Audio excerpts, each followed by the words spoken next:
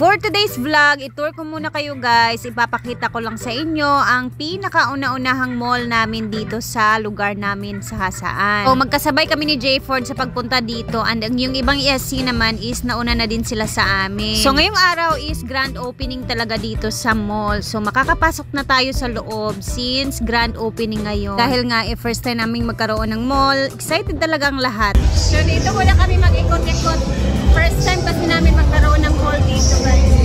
So mamayang gabi talaga ang pinaka maraming tao kasi nga may pa Elias J sila mamaya. So pupunta si Elias dito, magpe-perform, and then maraming tao talaga. So kita nyo naman, ayan paunti-unti nang dumadami dahil excited nga yung mga taga-Hasaan dahil may pa-mall na dito sa lugar namin. So napakalawak din talaga yung mall na to mga guys. Yan actually ang mayor namin ang may-ari dito. So ayan siya, and then andyan din sila Bimbo kasi PSG sila ngayon dito sa mall na gaganapin. Nagkalat din yung mga SC dito guys, kaya tara baba tayo kasi meron ako ipapakita na ito naman yung parang highlights naman dito sa mall na pinagawa ni Mayor Red Hardin. So meron siyang pa-Venice Canal na eksena dito kung saan pwedeng sumakay sa bangka. So isa din to sa mga attraction sa mall na pinagawa ni Mayor kasi hindi basta-basta yung mall niya, may paganito talaga guys. Hindi yan basta-basta. Ayan, sumasakay na nga yung ibang mga tao dyan at hindi na sila makapag-antay at gusto na nilang ma-experience. So mamayang gabi, bitbitin ko si Diday dito, ipapa-experience ko din siyang sumakay ng bangka para naman maka-experience yung aking dalagang maliit. Andito yung mga SC, nag-ikot-ikot na din kami kahit papano. First time nga namin makapasok sa pinakaloob-looban dahil nga mula nung natapos tong mall na to, ngayon lang nila pinapasukan ng mga tao. Siyempre dagdag attraction na din dito sa mall. At least kahit papano maiinganyo yung mga tao siguro na papasok or pumasok para makapag din dito sa tinatawag nilang parang Grand Venice Canal, diba?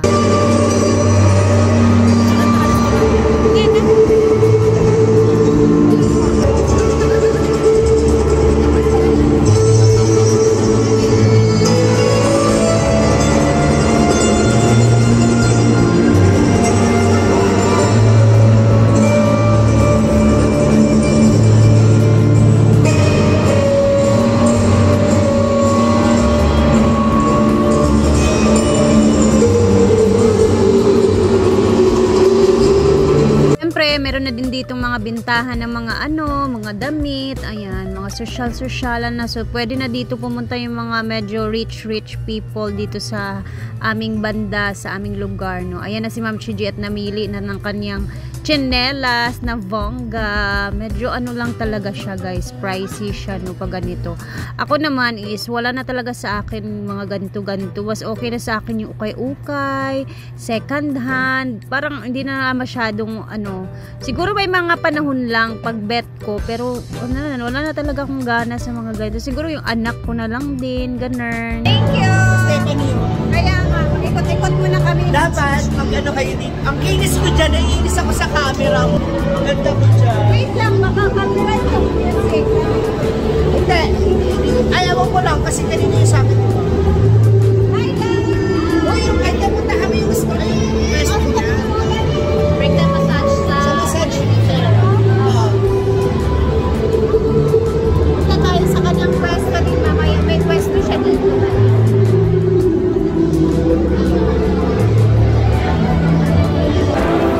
Wait lang! Sus, kinuha mga security guards! Sir!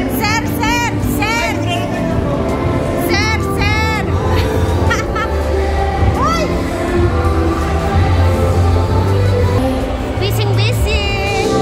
Siyempre, hindi mawawala, may pa-play zone din dito sa mall na bagong pinatayo. Ayan, ang paborito ng mga bata. Pag ito nakita ni Diday, sure akong hindi yun magpapahuli din at pupunta din talaga to dito. Kaya ayan, medyo mahal lang talaga kasi yung 1 hour nila is 220. Ang nakita ko sa ibang mall, nasa 100 lang something kasi yung mga ganito na 1 hour. Pero medyo malaki naman yung area nila. Pero itry na lang natin pag nakapasok na yung anak natin dito at makita natin yung itsura sa loob-loob talaga. Siguro medyo mahal lang sa ngayon dahil bago or I don't know, hindi ko alam. At least kahit papano hindi na tayo mamamasahe sa malayo kasi nandito na sa ating lugar mismo. So pag medyo gusto-gusto yung mga kids natin, meron naman dito sa malapitan sa ating area. Ito din yung area ni Stephanie, yung massage niya, yung friend namin. First time talaga namin magkaroon ng mall dito sa aming municipality.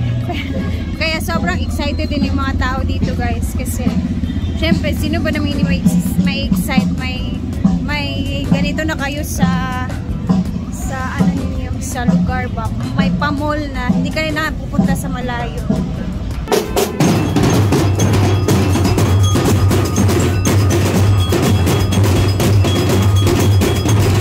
Makikikain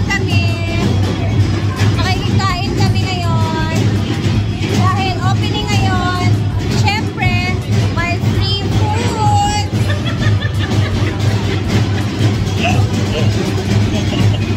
Nakakain lang namin sa lechon nila Antisita guys, pero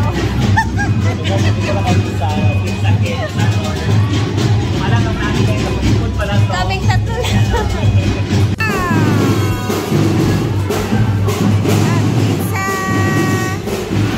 Siyempre, titikman namin yung pizza na bagong open dito sa amin.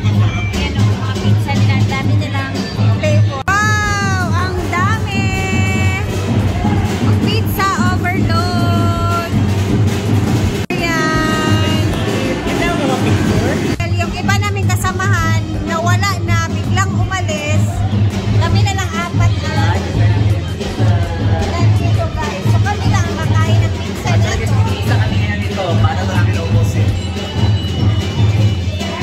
Grabe yung hanap namin sa kanila, hindi namin mahanap.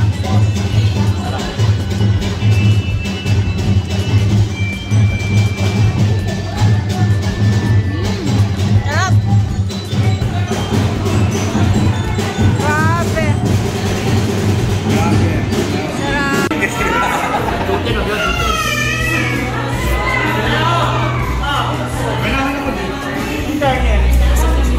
Ha?